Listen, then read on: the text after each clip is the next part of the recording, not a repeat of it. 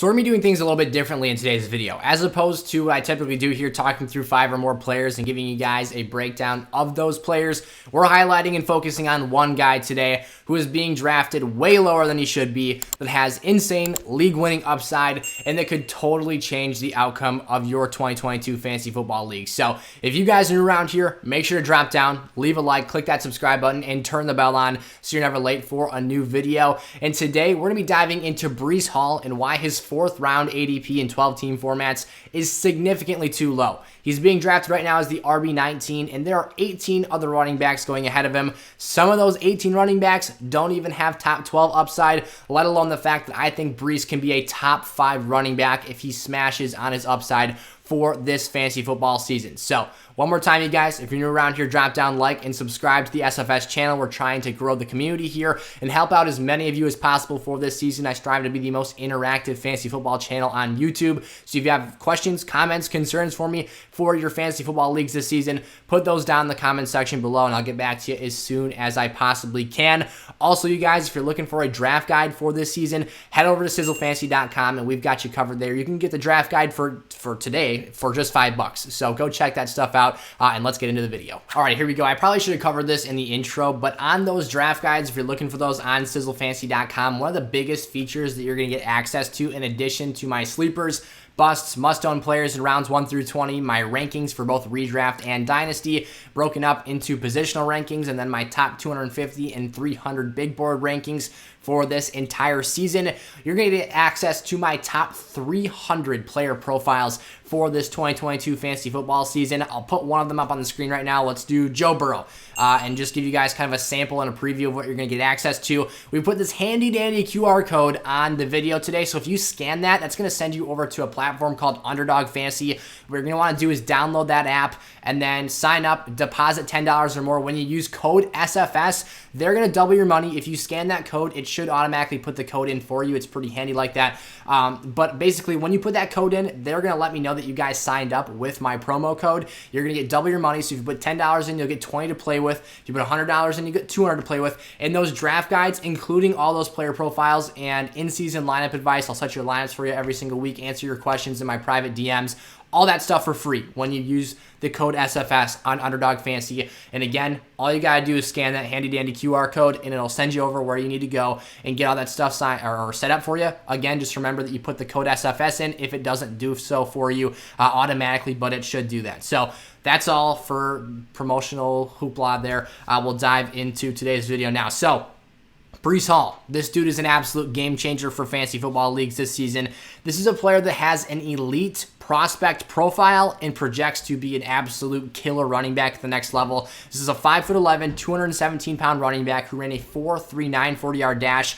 His combine performance was very, very impressive. We're talking about one of the best running backs that we've seen come out of the college football level in the past 5 seasons or so, maybe even more than that. This is definitely a pure workhorse running back that has the potential to be a dominant fantasy football running back. His 4.39 40-yard dash put him in the 97th percentile of all running backs that have tested at that metric and at that category. So on top of that, the fact that you've got a player who's drafted as an early second-round selection shows you that the draft capital investment made by the Jets will translate into day one work and involvement in this offense. The earlier someone picks a player, the earlier on you can expect them to use them. And the fact that we've got other running backs in this situation that don't have that same level of draft capital investment is very positive in terms of what that means for Breece's long-term situation, and especially the immediate-term situation for this Jets offense. Now, right now, like I kind of touched on in the intro, Breece's ADP is the 4.9 overall selection on Underdog Best Ball formats.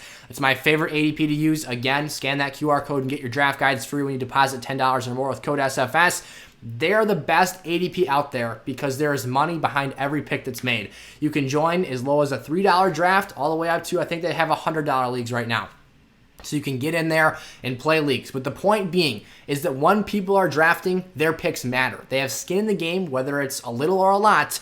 there is intent behind every draft pick, and you don't have those guys on ESPN's mock drafts that are drafting, no Sean Moreno back in 2015 in the first round when he had absolutely no business being there. Some of you probably have absolutely no idea the player I just referenced if you're newer to fantasy football, but the point being, there's not random players being picked in the first round of leagues, and those mocks are not becoming irrelevant because of unrealistic draft data. Their draft information is very, very good. What this means, again, at the 4-9 pick, is he is a late 4th rounder, nearly a 5th round selection, going as the RB19 off the board, so kind of a middle to back half category RB2.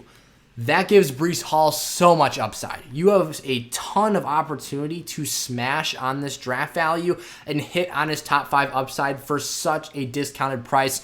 It's ridiculous. As a matter of fact, I would be okay taking Breece in the late 3rd round of drafts, maybe even earlier. So if you're at the back end of the 3rd round, and I guess if you're at the back end of the 3rd round, what are you? Probably going to be at the top end of the 4th round, regardless. Anywhere in that territory of draft position, I am taking Breece Hall because that upside is too good. This is a player that looks very, very similar as a prospect to Jonathan Taylor did when he came out of the University of Wisconsin. He had to compete with Marlon Mack in his first season. Now, Marlon had that devastating Achilles tear in week 1 of that year. But even after that, Jonathan Taylor was not a pure workhorse day one. He did not instantly take over and dominate all of the touches in this offense. He only had a 48.1% snap share for this team, yet he finished as the RB8 in fantasy points per game at the running back position, despite having less than 50% of the snaps taken. He took over early in the season. Essentially, the storyline here is he took over after Mack blew out his Achilles. He really struggled to get his footing underneath him early in the year. And then down the stretch, he completely erupted, went bonkers down the second half of the season, and was a league-winning back again during the fantasy postseason and those later games in the year. But that was in 2020. You've got a situation here in 2022 where Breece Hall, a very similar guy that projects to be a perfect, ideal situation as an RB1 and total workhorse back at the NFL level, which obviously has its fantastic implications for fantasy football success. You're seeing the path to how these types of players, while being so talented, can convert into high levels of production. The reason that Jonathan Taylor was able to overcome that lacking snap share, the fact that he wasn't necessarily the most utilized running back in the league, was because of touchdown production. JT had 12 touchdowns in his rookie season, and Breece Hall could easily have that much upside and use in the red zone because of the infrastructure of this Jets offense. Again, this is an insanely talented player. He's arguably their best bet to touch the football inside the 20-yard line, that being the red zone, in the most prime territory for scoring opportunities. Because he's their biggest running back, this is going to be a player that dominates the goal line usage for this team. He's competing with a running back in Michael Carter, who's 5'8" and barely 200 pounds. Breece is going to be seeing those very, very valuable opportunities for this team. And when you have a young quarterback like Zach Wilson, I'm not so sure they're ready, Mike LaFleur and that staff in New York, to cut him loose and have him make the big decisions in the big plays, entire territories where the throwing windows are smaller. The area for, error is very pinched down, and interceptions, turnovers, sacks, all kinds of bad stuff can happen with a young quarterback in the passing game inside that 20-yard line. So Breece is easily, again, this team's best bet to score in the red zone this season if they're marching down the field and are ultimately able to, get down there into scoring territory. I expect him to have a high volume of touches, and he could be amongst the league leaders in red zone touchdowns red zone touches for this season. Breece is going to see more scoring opportunities than Zach Wilson does with older women. If you guys don't understand that reference, you've got the report that just came out this weekend that Zach Wilson's girlfriend from draft night last year dumped him because he cheated on her and got with his mom's best friend. So very, very crazy stuff there. But Breece, basically the analogy here, the point of making that comment in today's video, is this dude's going to be touching the rock a lot inside the 20-yard line. Double-digit touchdowns are very, very easily attainable here, even with moderate levels of offensive success. I'm sure a lot of you are, I got the comment. I made a YouTube short about this just a couple of weeks back. I got comments like, but it's the Jets, but he's a New York Jet, but the Jets offense is terrible.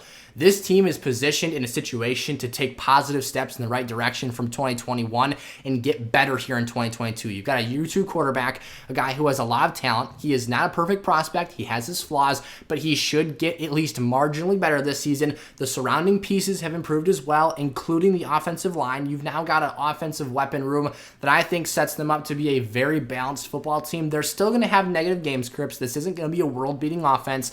I made the comment in that YouTube short that they could be this season's Cincinnati Bengals.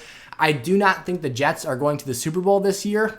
They'd probably be happy to make the playoffs, but I do expect significant levels of improvement, especially on the offensive side of the ball. I think that the defense will still have its struggles, but Zach Wilson's a playmaker. You've got Garrett Wilson, their 12th overall pick this season. He actually might have been their 10th overall pick this year.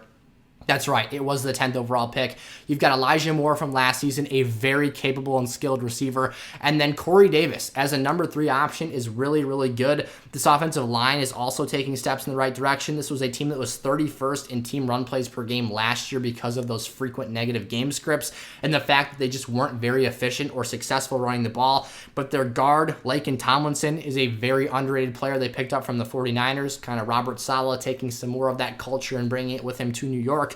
Connor McGovern, a former Dallas Cowboy, also not an elite, but an underrated an underrated asset to have up front. Elijah Vera Tucker, a 2021 first-round pick, and Mekhi Becton at the right tackle, possibly left tackle spot, but he was a former high first-round pick. A lot of talent there. He is a bit chubby, but can still get the job done in the run game. And then George Fant, who is nothing special, but can at least hold down the fort and get the job done for this offense. So I think that this Jets team, one of the things we have to be so careful of doing in fantasy football is not letting previous years with the success or lack thereof influence our decisions for this season.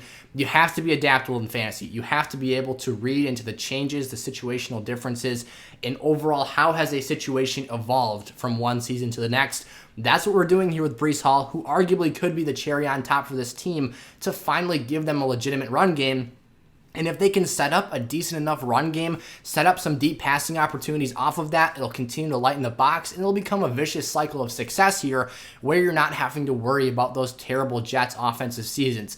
This isn't, your Josh McCown or Geno Smith's New York Jets. I expect this offense to be functioning at a much higher level here in 2022 and to give them more significant opportunities, that being Breece Hall especially, to find a lot of success. So basically, to sum it all up here, to recap, this is a potential workhorse running back. If you're worried about about Michael Carter, don't be. Again, he's 5'8", he's 200 pounds. He is not going to disappear from this offense. They aren't going to totally cut him out of the situation, but he's going to have relief running back roles here, meaning that when Breece Hall needs a breather or is tired, they'll give him some infrequent rushing opportunities. And as a very skilled receiving back, they will also give him passing game opportunities as well. However, Breece is just as good, if not more of a natural pass catcher than Michael Carter. He is going to be positioned to have those opportunities, and that work factored in here as well. We just saw Jonathan Taylor finish as the RB1 this season. It was a weaker RB1 finish, but he still did so. Again, similar prospect to Breece Hall here as a guy who is not seeing a high level of passing game involvement. Derrick Henry, another guy who's had an elite level of fantasy success. Now, his rushing upside is a lot more extreme than Breece Hall's is here and is way higher. But the point being, there is a way with moderate receiving usage here to still be a very high-level producing running back. I don't think Breece Hall is the RB1 this season. I'm not saying that, but the top 5 upside is real. He could definitely get in that 4 to 5 range and give you some significant touchdown upside here again, because he's their best option to use in that territory. In 2020, when Jonathan Taylor was the RB8 in points per game with those 12 touchdowns, this Colts offense was not something. It was led by Phillip Rivers. It was not an offense we were talking about as an elite level output team.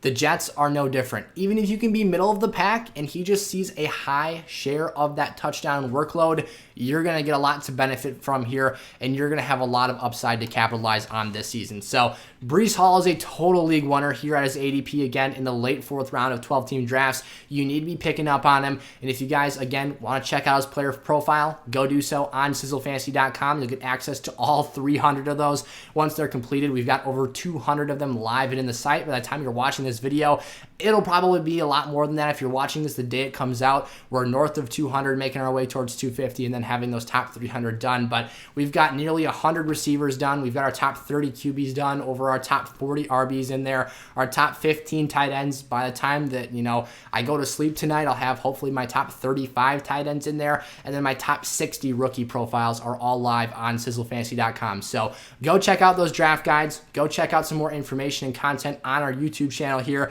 and check out some of the links in the description. It really helps out the channel. But thank you guys so much for watching. Stay tuned for more videos, and I'll see you next time. Peace out.